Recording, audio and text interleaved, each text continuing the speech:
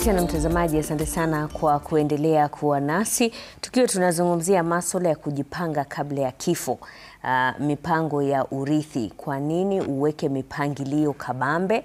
Manake kama wakili anavyosema, sote ni marehemu watarajiwa. Kwa hivyo lazima tuhakikishe kwamba kuna mipango ambayo imewekwa. Na nazidi tu kupokea jumbe zako. Je, maoni yako ni gani kuhusu kupanga urithi kabla ya kifo? Nitasoma jumbe hizo katika muda usio mrefu, lakini kwanza hebu tuwasikize wakazi wa kaunti za Samburu, Taita Taveta na Nyamira wanasemaje kuhusiana na kuweka mipangilio kabla ya kifo. Ni Shero Midhiwangui. Ningependa kuongea kuhusu hawa wasasi ama mtu yeyote ako mahali hapa duniani. Hakuna mtu anajuanga siku yake ya kusafiri. Unaweza safiri, unaweza ondoka hii dunia. Lakini unaweza kuwa uko na mali ambayo uko nayo na unashindwa utaasia nani. Ni vizuri kuandika will mapema. Will si kusema ati mtu tu ni kukufa anaweza kufa. Hapana. Unaweza kojeka, unaweza fanya mambo mengine na ushindwe kuongea. Ni vizuri kujipanga wakati unaongea. Ni vizuri kujipanga wakati uko na nguvu. Kama ni ya mama, sema hii mali nimeachia mama. Kama ni watoto, sema hii mali nimeachia watoto. Nao wale wako nyuma wasija wakaigilia ile boma, maana kuna mpango ilipangwa na yule mzazi ama yule mtu alipo mahali pale. Na hii tabia ambapo watu wanakufa, wanaacha mabishano kwa familia kama hujaandika will. Mimi ningeomba tu wale watu kwenye wakati huu ni vyema kuacha will, unjipange, useme hii mali nimeachia mama, hii nyingine nimeachia watoto. Kuna wale wanasema 50 iende kwa mama, 50 iende kwa watoto. Ni vile wewe mwenyewe utajipanga. Na sio vizuri usikatae kuandika will ukifikiria utakufa. Unajua ni tabu ya Waafrika saa zingine kutoandika. Lakini vyema uandike, useme haya mali. Because tumeona watu wengi. Tumeona sana pande wa Mount Kenya kuna wale watoto, kuna yule maybe unaacha administrator ambaye sio mtu wa kwenu. Ni mtu tu unaamini. Alafu sasa yale mali yanakuwa sasa yale mali ni ya kesi. Kesi inakuwa ndio inakula hiyo mali karibu yote. Kwa hivyo ni vizuri uache familia na amani. Mimi ni mkazi wa Marara. So mara mingi ukiangalia hizo mali ambayo watu ama hiyo urithi ambayo iko, familia nyingi zinafaa kujipanga mzuri kwa sababu tunaona kuna mzozano kati ya familia mingi sana. Watu wanaweza sozania ardhi baada ya mzee kufariki ama wazazi ama pia ng'ombe na vitu kama hizo. So mzazi anafaa kugawia kabla wakati kila mtu wako, na wakati kila mtu anajua kwamba ni nani ndo anafaa kupewa hiyo na nini ndo anafaa kuachia hiyo, ndio baadaye hiyo familia iweze kuendelea na wasiweze kuja kusozana baadaye. Hasa kwanza katika mila na desturi za Kiafrika, jambo kuzungumzia kuhusu kifo ni kama ni tabu. Mwafrika anaogopa sana kufikiria kwamba siku moja hatakuwa hai ama atakuwa amekufa. So ndio maana hii hali tunajikuta kwa sababu si watu wengi wanapenda kuandika hiyo will. Na nafikiri kuanzia wakati huu watu wanaenda wakierevuka, na najua kuanzia sasa watu wataanza kuandika hizo wills na kuhakikisha kwamba familia yote wanajuana. Kuna wengine wako na familia, kuna bibi wawili, watoto wengine hawajui wale wengine, na ndio maana hizo vitu huwa zinapotea. Lakini sasa ni vizuri kama mtu wako na familia, kuna wake wawili ama familia zaidi ya moja, aweze kuwajulisha wote wakuwe wakijuana, sisi wote ni watoto wa mtu fulani. Na pia will ianze kuandikwa mapema, ama kama mzee ako na mali anagawa wakati akali hai. Ndio. Shukrani sana. Niko katika kaunti ya Taita Taveta ambapo katika mada tunapoangazia swala zima la urithi. Je, anayeongoza familia anapofariki, watoto wanarithi mali kivipi ama jamaa inaingilia vipi kuona kwamba ugawanyaji wa mali unakuwa sawa sawa? Nimezungumza na wakazi wa kaunti hii na haya ndio walikuwa nayo ya kusema. Kifo kiko.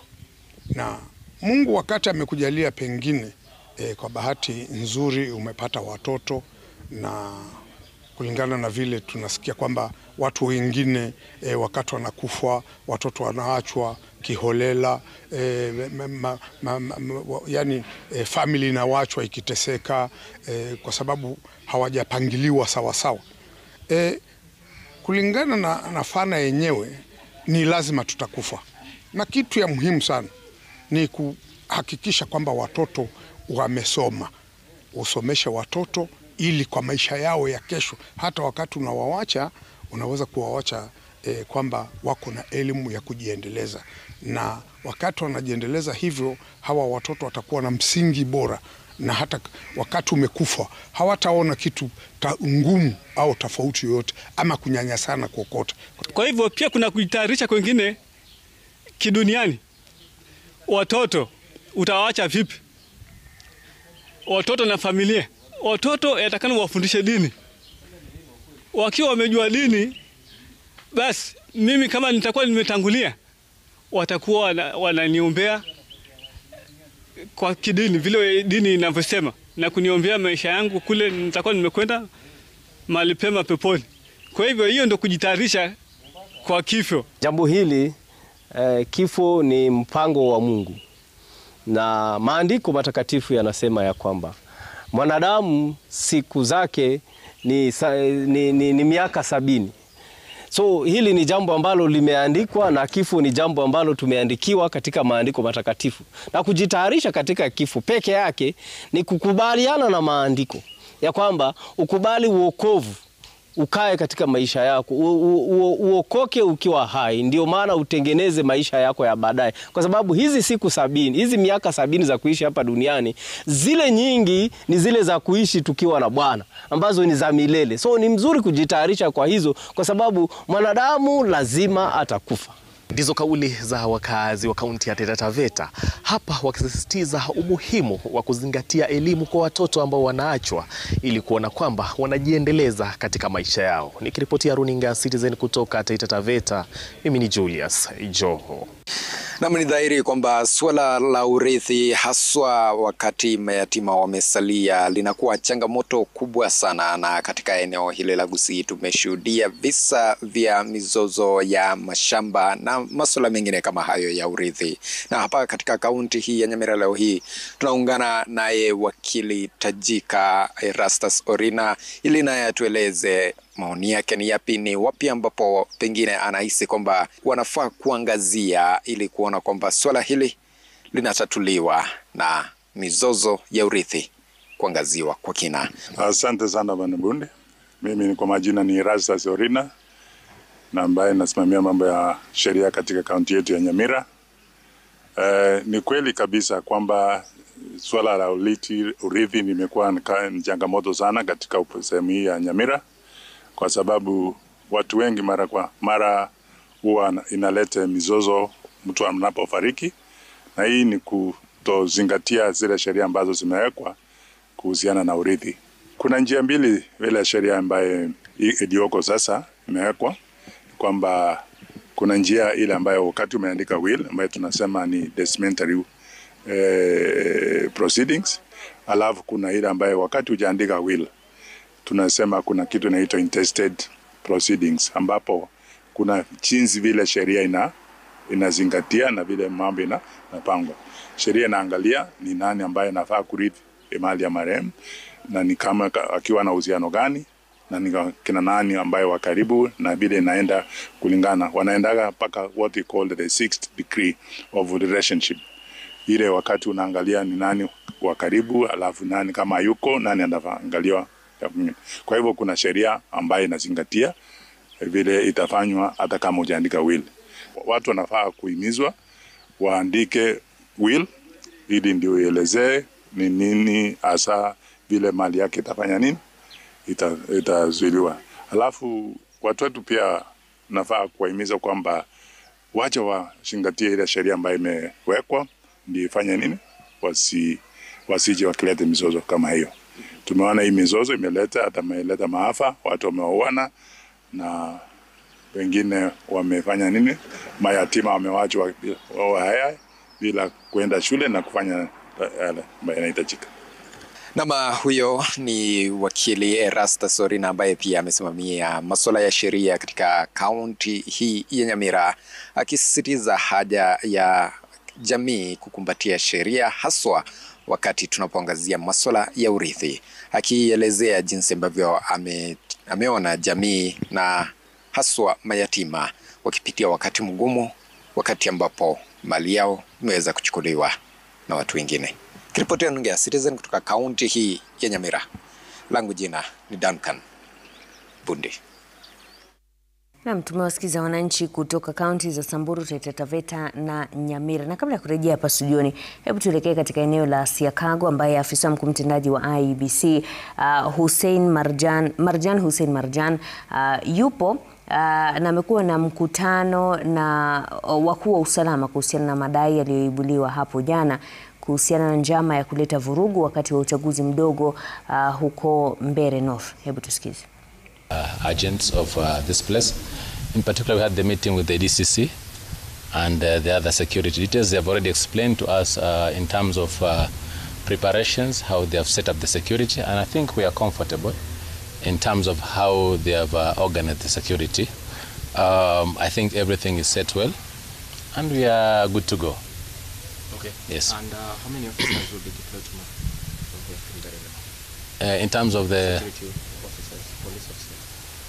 Okay, in terms of number, I'm not sure, but I know that per polling session they've got 2 police officers, and then in the center also there'll be some beefing up in the cordon area of 40 meters away from the center, but also at the tallying center we'll also have security.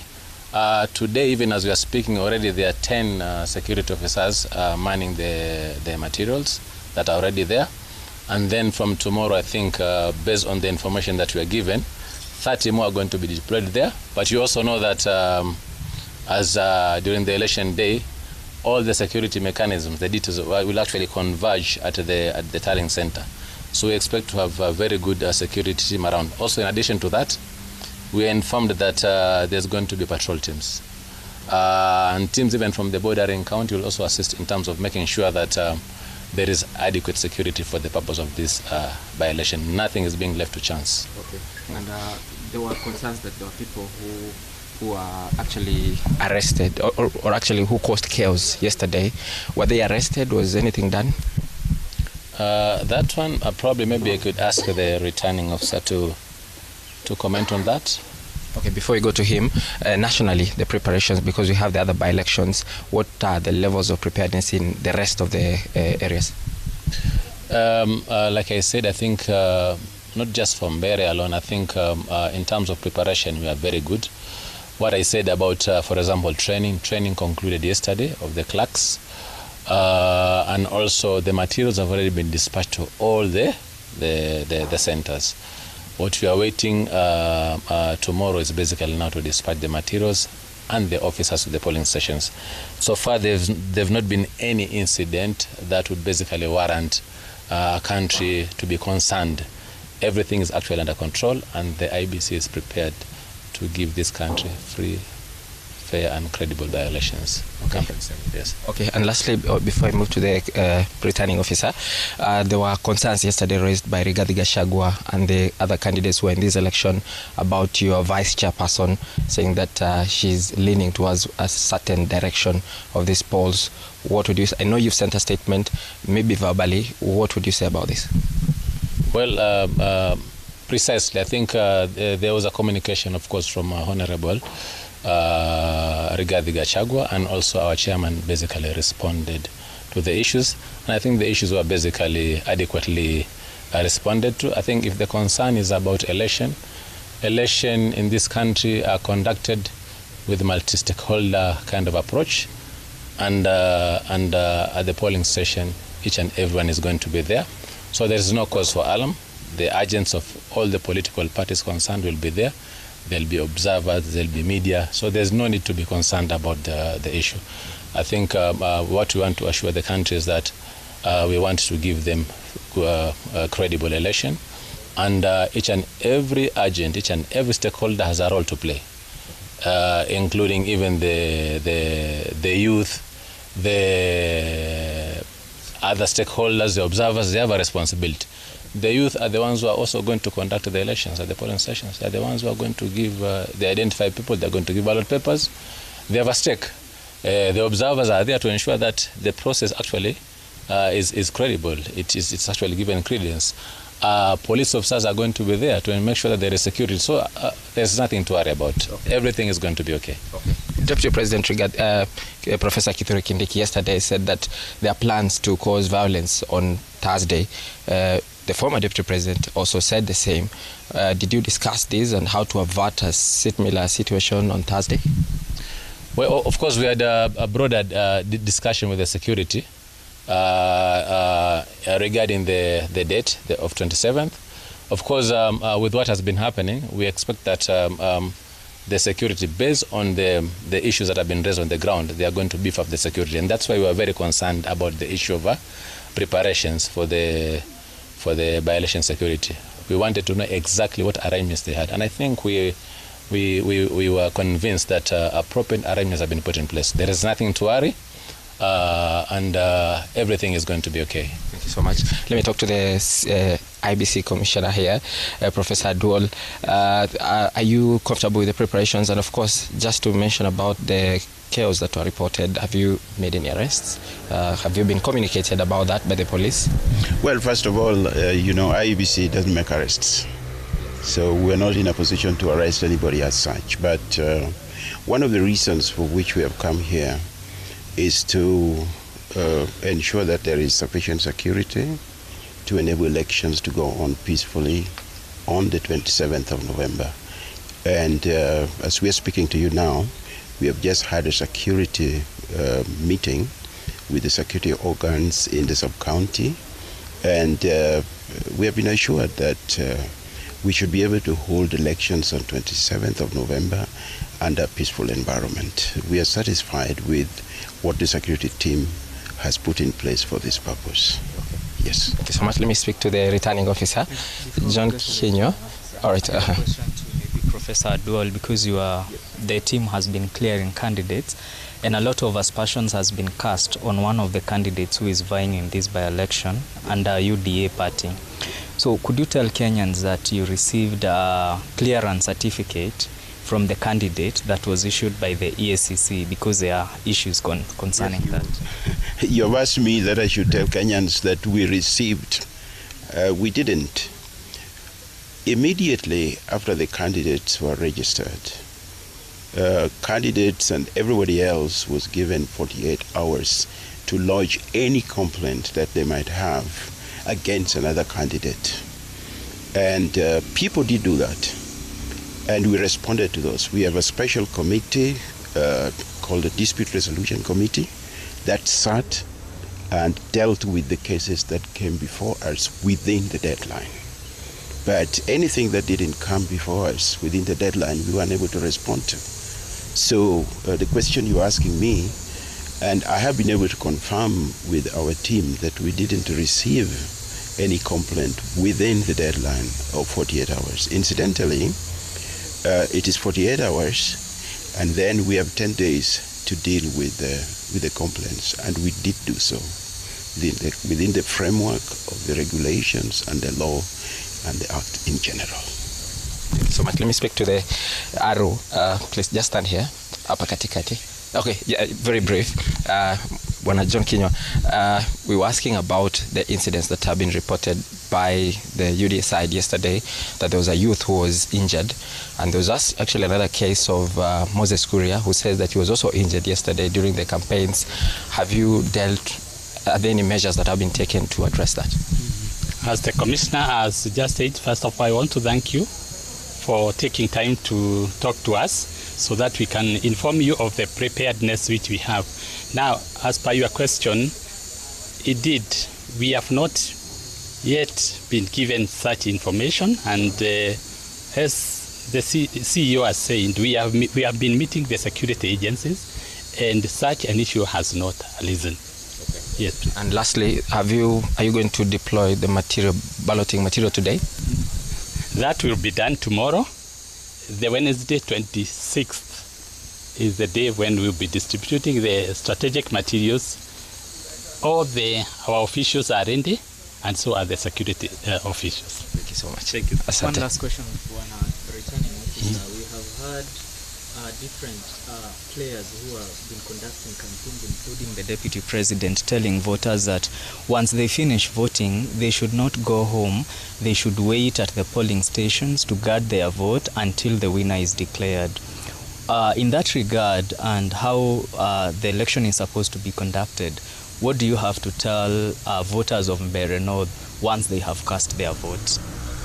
First of all, I would wish to, in front of my seniors, to say that IEBC, we are ready to conduct a free, fair and credible election.